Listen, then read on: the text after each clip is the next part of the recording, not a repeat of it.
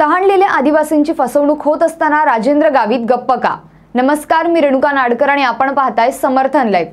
पालघर लोकसभा मतदारसंघात विद्यमान खासदार राजेंद्र गावित आहेत। राजेंद्र गावितांनी 2 वेळा खासदारकीची संधी उपभोगल्यानंतर आता मावळत्या स्थितीत असताना त्यांना पुन्हा खासदार व्हायचे आहे। अशा वेळी शिवसेना शिंदे गटातून किंवा भाजपमधून खासदारकीच्या उमेदवारीची संधी त्यांना हवी आहे। मात्र खासदारकीची संधी न मिळाल्यास आमदारकीच्या बोहल्यावर चढण्यासाठी देखील खासदार राजेंद्र गावित तयार असतील। ज्या राजेंद्र गावित यांनी आदिवासी विद्यार्थी विकास समितीच्या माध्यमातून स्वतःचा राजकीय पटलावर विकास करून घेतला, प्रदीर्घ काळ विविध पक्ष बदलून आपलं नेतृत्व पालघरवासियांवर लादलं। ज्या पालघर जिल्ह्यामध्ये राजकीय नेतृत्व करण्याची, आमदार, खासदार आणि मंत्री होण्याची संधी उपभोगली, त्या आदिवासी पालघर जिल्ह्यासाठी राजेंद्र गावित यांनी काय केलं, पाहूयात यावरील हा खास रिपोर्ट। पालघर जिल्ह्यातील जव्हार, मोखाडा, विक्रमगड, तलासरी, डहाणू या परिसरामध्ये जी धरणं आहेत त्या धरणांमध्ये पाणी साठत नाही, धरणांमध्ये लिकेज आहे।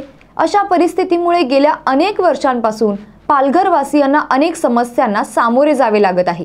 ग्रामीण भागातील कष्टकरी कुटुंबांचे पिण्याच्या पाण्यासाठी अधिक श्रम खर्च होत आहे। हे चित्र मोदींनी तपासून घेतल्यानंतर जलशक्ती मंत्रालयाच्या माध्यमातून ग्रामीण भागातील प्रत्येक कुटुंबाला पिण्याचे पाणी नळाद्वारे देण्याची योजना तयार केली। ही योजना म्हणजे जल जीवन मिशन। या योजनेअंतर्गत प्रत्येक कुटुंबाला प्रतिदिन नळाद्वारे 55 लिटर शुद्ध पाणी प्रदीर्घ काळ आणि शाश्वत स्वरूपात देण्याचा पंतप्रधान नरेंद्र मोदी यांनी निर्णय घेतला। जल जीवन मिशन अंतर्गत पाणी पुरवठ्याच्या योजनांची निर्मिती केली।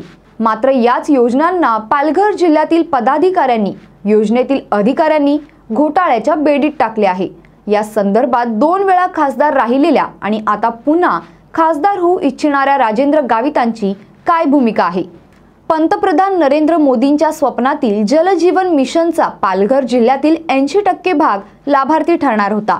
मात्र या 80% लाभार्थी पालघर ग्रामीणवर या योजनेतील घोटाळेबाज अधिकाऱ्यांनी अन्याय केला आहे। यामुळे जल जीवन मिशन योजना सध्या फेल ठरत असून यावर राजेंद्र गावितांची काय भूमिका आहे? आतापर्यंत राजेंद्र गावितांनी पालघर जिल्ह्यासाठी, पालघर वासियांसाठी काय केलं? देशाचे पंतप्रधान नरेंद्र मोदी यांचं नाव घेऊन त्यांच्या विकासाच्या गॅरंटीवर ज्या राजेंद्र गावितांना खासदार व्हायचंय त्या राजेंद्र गावितांची जल जीवन मिशन योजना घोटाळ्याच्या खाईत लोटणाऱ्यांच्या बाबतीत काय भूमिका आहे? या घोटाळ्याला पाठीशी घालणाऱ्यांच्या बाबतीत त्यांनी आतापर्यंत काय भूमिका मांडली?